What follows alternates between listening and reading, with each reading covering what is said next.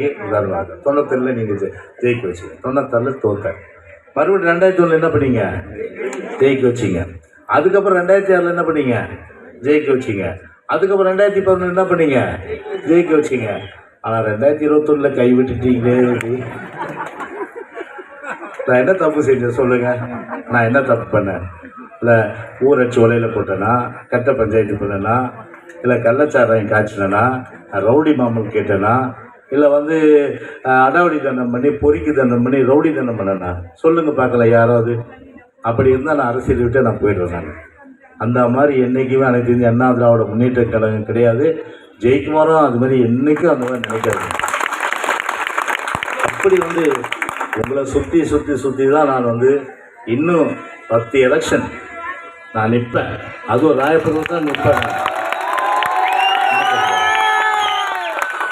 நான் பொதுச் செயலத்தை கேட்டேன்னா இங்கேருந்து கும்மிடிப்பட்டி போய் நிற்கலாம், இல்லைன்னா சென்னையில் ஏதோ ஒரு தொகுதி நிற்கலாம். இந்த மயிலாப்பூரோட சொன்னாங்க. அடப்படா, எனக்கு ஒரே ஒரு சொந்த ஊர் தான் ராயபுரம் தான்.